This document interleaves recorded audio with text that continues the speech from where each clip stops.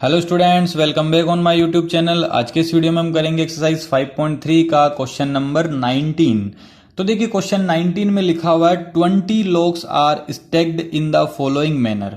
मतलब 20 लॉग्स का मतलब है कुछ लकड़ी के गट्टे हैं। ये लकड़ी का जो मतलब जो ट्री होता है उसके स्टेम्स है। ये स्टेम्स को जो है अरेंज कर रखा है इस तरीके से। 200 है टोटल मिला के 200। इसका मतलब आपको SN की वैल्यू गिवन है 200। टोटल मिला के 200 लॉग्स है, तो सम है इनका 200। आगे लिखा हुआ in the following manner 20 log in the bottom row, मतलब सबसे नीचे वाली लाइन में जो है वो 20 लॉग्स है। उसके बाद 19 इन द नेक्स्ट रो, सबसे नीचे 20 है, उसके बाद 19 है, उसके बाद 18 है। इस तरीके से आपको ये लॉग्स यहाँ पे लिखा हुआ है क्वेश्चन में। And so on. In how many row are the 20 logs placed and how many logs are in the top row?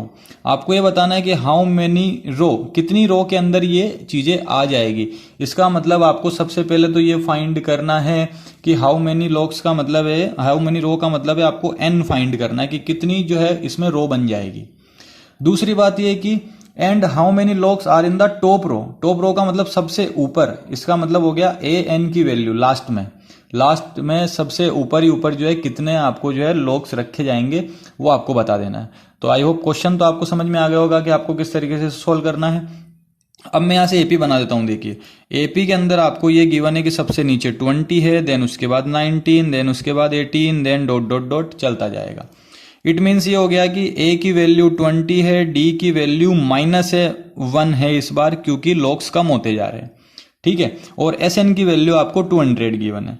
तो अपन जो है इसके अंदर फॉर्मूला लगा देते हैं SN का, क्योंकि अपने को वैल्यू SN की गिवन है, इस वजह से SN का फॉर्मूला लगाना पड़ेगा। अपने को AN की वैल्यू गिवन होती तो मैं AN का फॉर्मूला लगाता, बट अपने को यहाँ पे SN की वैल्यू गिवन है, टोटल नंबर ऑफ लॉग्स अपने को गिवन है, तो SN की वैल्यू अपने को गिवन होगी। SN का वैल्यू है 200, N की वैल्यू आपको पता नहीं है क्योंकि ये फाइंड करना है। A की वैल्यू 20, N की वैल्यू पता नहीं है, और D की वैल्यू -1। आई होप इतना आपको क्लियर होगा। इसको सोल्व कर लेते हैं यहीं से। 200 इक्वल में n/2, ये 40। यहाँ से देखिए -1 को n से मल्टीप्लाई करते हैं तो माइनस का n, और -1 को -1 से करेंगे तो प्लस का 1। इस 2 को इधर ट्रांसपोज कर देते हैं तो ये 2 × 200 हो जाएगा 400। यहाँ पे लिख के बता देता हूं मैं आपको। और इक्वल में ये 40 + 1 41 -n, तो ये 400 इक्वल में n 41 -n, और इस n को ब्रैकेट में अंदर मल्टीप्लाई करते हैं तो ये हो जाएगा 41n -n²। और इन दोनों टर्म्स को अपन इधर ट्रांसपोज कर देते हैं तो ये n² प्लस का हो गया, 41 माइनस का हो गया, और 400 तो अपनी जगह है ये, और इसको क्वाड्रेटिक फॉर्म में मैंने अरेंज कर दिया इस तरीके से। आई होप यहां तक आपको समझ में आ गया होगा। अब इस इक्वेशन के आपको फैक्टर्स करने हैं, क्योंकि ये क्वाड्रेटिक इक्वेशन बन चुकी है, इसके आपको फैक्टर करने हैं, और फैक्टर करके बताना है कि इसमें n की वैल्यू क्या क्या आ सकती है। अगर आपको फैक्टर करना आता है तो ठीक है, अदरवाइज आप क्वाड्रेटिक फॉर्मूला भी यूज कर सकते हैं, बट क्वाड्रेटिक फॉर्मूला थोड़ा सा जो है लेंथी प्रोसेस हो जाएगा। इस वजह से मैं भी आपको जो है सजेस्ट करूंगा कि आप फैक्टराइजेशन करना सीख लें, तो आपके लिए ज़्यादा बेनिफिट होगा। बिकॉज ऑफ दैट कि एग्जाम में आपको ज़्यादा टाइम नहीं मिलेगा, तो आपको इसको सोल्व भी करना पड़ेगा। अब देखिए आपको फैक्टर किस तरीके से करने हैं। 400 आगे है, कुछ भी नंबर नहीं है यहाँ पे, मतलब 1 है, तो 2 नंबर आपको ऐसे चाहिए जिनको मल्टीप्लाई करने पर तो 400 आए, और प्लस या माइनस करने पर माइनस का 41 आना चाहिए, बीच वाला नंबर। मैं फैक्टर करना सिखा देता हूँ आपको आज। अब देखिए 400 के फैक्टर हो सकते हैं। एक तो ये हो सकता है इसका, देखिए कि इसको 2 × 200 कर सकता हूँ मैं, या फिर इसको 4 × 100 कर सकता हूं इसको, या फिर मैं इसको 25 × 8 कर सकते हैं, है ना, सॉरी 8 नहीं 16 कर सकते हैं। ठीक है, 25 × 16 कर सकते हैं ना। 25 को 16 से मल्टीप्लाई करेंगे तो शायद जो है 400 आ जाएगा।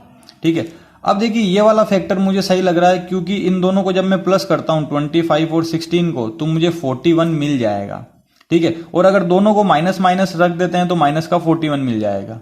तो यहां पे मैं जो है वैल्यू पुट कर देता हूं, माइनस का 16n माइनस का 25n, और ये प्लस का 400। इस तरीके से इसके फैक्टर मैंने देखे आप लोगों के सामने की है।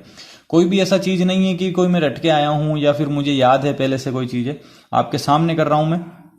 उसके बाद यहां से दो दो के पेयर बनाएंगे, इन दोनों में से n कॉमन निकलेगा तो n माइनस 16 बचेगा, इन दोनों में 25 कॉमन आएगा तो n माइनस 16 बचेगा। अब यहाँ माइनस क्यों आया, क्योंकि मैं माइनस ऑलरेडी कॉमन निकाल चुका हूं यहाँ पे, तो माइनस प्लस माइनस हो जाता है। फैक्टराइजेशन में ध्यान रखना हमेशा जो है n की वैल्यू ये दोनों ब्रैकेट जो है वो सेम आनी चाहिए, तो दोनों ब्रैकेट सेम आ गए, n माइनस 16 और n माइनस 25। एक बार इसको जीरो के इक्वल पुट करेंगे तो यहां से n की वैल्यू 16 मिलेगी, एक बार इसको जीरो के इक्वल पुट करेंगे तो n की वैल्यू 25 मिलेगी।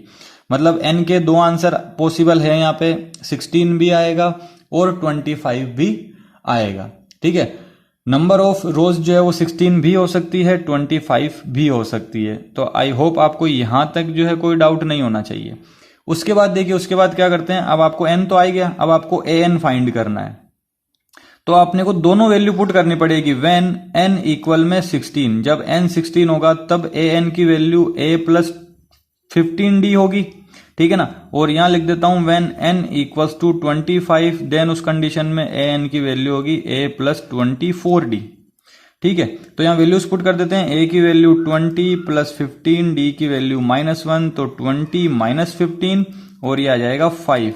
जब n की वैल्यू 16 होगी तब an 5 आएगा, और जब n की वैल्यू 25 होगी तब चेक कर लेते हैं कितना आएगा, -1, और 20 माइनस 24 इक्वल में माइनस का 4।